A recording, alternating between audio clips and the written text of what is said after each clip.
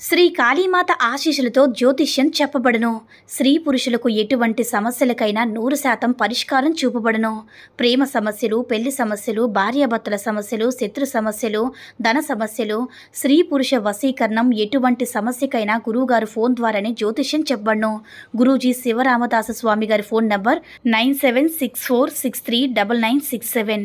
ఓం సాయిరామ్. సమర్థ సద్గురు సాయినాథ్ మహారాజ్ కీ జై. సాయిబాబా భక్తులందరూ కూడా నమస్కారం అండి.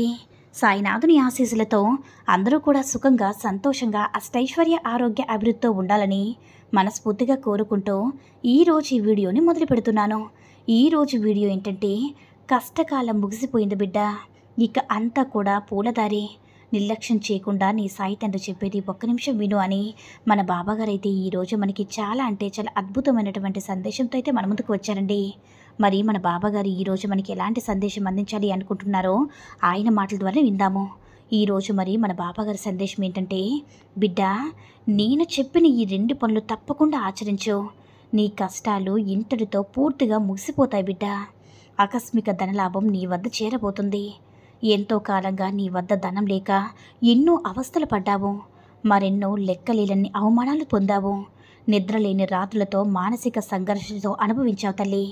ఎవరి గుణం ఎలాంటిదో తెలుసుకున్నావు. డబ్బుకు లోకం దాసోహమన్న సత్యాన్ని గ్రహించగలిగావు.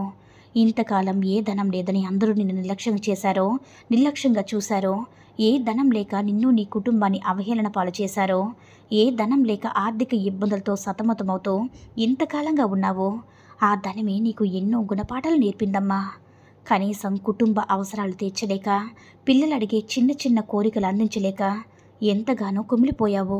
నీ వద్ద ధనం ఉన్నప్పుడు నిన్ను ఎంతో గొప్పగా పొగిడిన వారు ఒక్కోసారి నీ వద్ద ధనం లేకపోయేసరికి ఒక్కొక్కరిగా దూరమవుతూ వచ్చారు బిడ్డ. ఎక్కడ వారికి నువ్వు తారసపడితే వారి వద్ద సహాయాన్ని అందిస్తావు అని నిన్ను తప్పుకుని తిరిగిన వారు కూడా ఉన్నారు. నీ గురించి ఇతరులకి చెడ్డగా ప్రచారం చేసిన వారు ఉన్నారు. నీ ముందు సానుభూతి పొందుతూ, వ్యక్తపరుస్తూ, లోపల విషం చెబుతూ ఆనందించిన వారు ఉన్నారు. నీ వద్ద ధనమున్నప్పుడు ఎంతమందితో సహాయ సహకారాలు అందించావో, నీకు చేతనైనంత సహాయాన్ని అందించావు. కానీ నీ వద్ద ఇప్పుడు సహాయం పొందిన వారే, నీతో సహకారం అందుకున్న వారే, నీ కుటుంబ సభ్యులు పరిస్థితులు చేజారిపోయిన తర్వాత, నీ వద్ద తగిన ధనం లేదని తెలుసుకున్న తర్వాత నిన్ను, నీ కుటుంబాన్ని దూరం పెడుతూ వచ్చారు. నువ్వు తీవ్ర కష్టాల్లో ఉన్నప్పుడు అతి కొద్ది మంది మాత్రమే అరాకొరగా సహాయాన్ని అందించారు. నీతో సహాయాన్ని పొందిన వారు మాత్రం చేతులెత్తేశారు బిడ్డ. జీవితం అన్నాక ఎన్నో ఎత్తుఫలాలు చూడాల్సి వస్తుంది. అందులో మనుషులు కూడా ఉంటారు. వారే నిజమైన మనస్తత్వాలు కూడా. జాతకాలు కలిసి ఉంటాయి. ఒక్కోసారి కష్టాలు వచ్చేది కూడా అది మంచికే అవుతుంది బిడ్డ.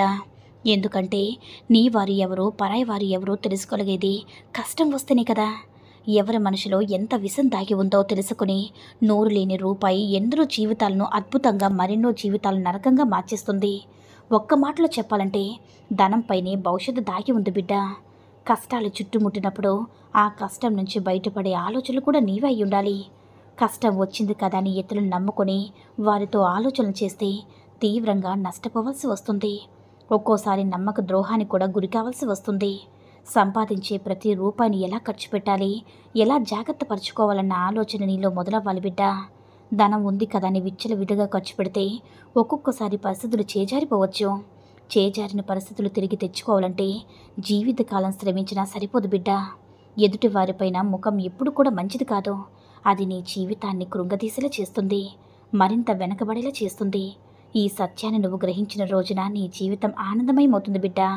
ఈ సత్యాన్ని నువ్వు తెలుసుకున్న రోజున ఎవరైతే నువ్వు ధనం సహాయం చేశావని అర్థించాల్సిన పని లేదు. నువ్వు ప్రేమగా, జాగ్రత్తగా చూసుకుంటే ధనం కూడా అంతకు మించిన ప్రేమతో మరింత జాగ్రత్తగా జీవితకాలం నిన్ను అంటిపెట్టుకుని చూసుకుంటుంది బిడ్డ. నీ చుట్టూ ఉన్న కపట నాటకాల నుంచి నువ్వు ప్రశాంతంగా, జాగ్రత్తగా బయటపడగలిగితే ధనం కోసం బాధపడాల్సిన అవసరం ఏమాత్రం ఉండదు. ఇప్పటికే ధనం విషయంలో పలుమార్లు జాగ్రత్త వహించమని ఎవరిని నమ్మవద్దని హెచ్చరిస్తూ వస్తున్నాను. కానీ నా మాటను ఎప్పుడూ కూడా నువ్వు లక్ష్య పెట్టుకోలేదు. కష్టం కలిగినప్పుడే కదా మనుషుల వ్యక్తిత్వం, వారి వ్యవహార శైలి నీకు అర్థమవుతుంది. నిన్ను, నీ బాధలను గమనిస్తూ మౌనంగా ఉన్నాను. ఇప్పుడు నీకు ఎవరు ఎలాంటి వారో, ఎక్కడ మోసపోయావో, ఎక్కడ నువ్వు అవమానపడ్డావో పూర్తిగా తెలిసి వచ్చినందుకు కదా నా చేతి నీకు అందించడానికి నీ ముందుకు వచ్చాను బిడ్డ. ఏదో ఒక రూపంలో నీకు అదృష్టాన్ని తెచ్చిపెడతాను. మరేదో రూపంలో తగిన ధనం అందేలా ఒక మంచి అద్భుతమైన దారిని చూపిస్తాను బిడ్డ. ఇంతవరకు నువ్వు పడ్డ కష్టకాలమంతా పోయిందమ్మా. అదృష్టకాలం కలిసి వచ్చింది. జరిగిపోయిన గతాన్ని మనసులో తలుచుకుని తీవ్రంగా గాయపరిచిన వ్యక్తుల గురించి, జీవితంలో ఎదుర్కొన్న చేదు జ్ఞాపకాల నుంచి పూర్తిగా బయటపడు. ఇప్పటికైనా నా ఈ సందేశాలు అంటే మబ్బులతో అలుముకున్న నీ కళ్ళను పూర్తిగా తెలుసుకో తల్లి. నీకు ఏది ఇస్తే మంచి జరుగుతుందో, ఏది చేస్తే చెడు జరుగుతుందో అన్నీ కూడా నేను ఆలోచించి నీకు ఏది ఇవ్వాలో కూడా నాకు తెలుసు తల్లి. అందుకే ఇప్పుడు నువ్వు బాధపడ్డా కూడా నువ్వు కోరింది నీకు ఇవ్వడం లేదు. నీ సాయి తండ్రిని అర్థం చేసుకుంటావని నేను అనుకుంటున్నాను తల్లి. అందుకే ఇక నుంచి నీ కష్టకాలం అంతా కూడా ముగిసిపోయిందమ్మా. ఇక నీ దారంతా కూడా పూలవనం చేయబోతున్నాను.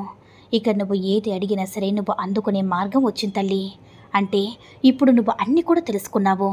నేను ఒకవేళ నీకు వరం ఇచ్చినా సరే అది నువ్వు సద్వినియోగం చేసుకోగలవు బిడ్డ. అందుకే ఈరోజు నీకు ఈ అద్భుతమైన శుభవార్త నీ చెవిని ఇస్తున్నాను.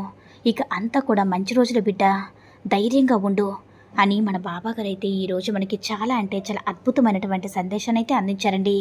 సాయి మహిమల ద్వారా వచ్చిన ఈ సందేశం మీ అందరూ కూడా నచ్చిందని అనుకుంటున్నాను. ఈ వీడియో కనుక నచ్చినట్లయితే మరికొంతమంది సాయిబాబా భక్తులకు రీచ్ అయ్యేలా షేర్ చేసి లైక్ చేయండి. అలాగే మరిన్ని వీడియోస్ కోసం మన ఛానల్ని సబ్స్క్రైబ్ చేసుకుని మాకు కొంచెం సపోర్ట్ చేయండి. సర్వే జన సుఖినో భవంతు. జై సాయిరామ్.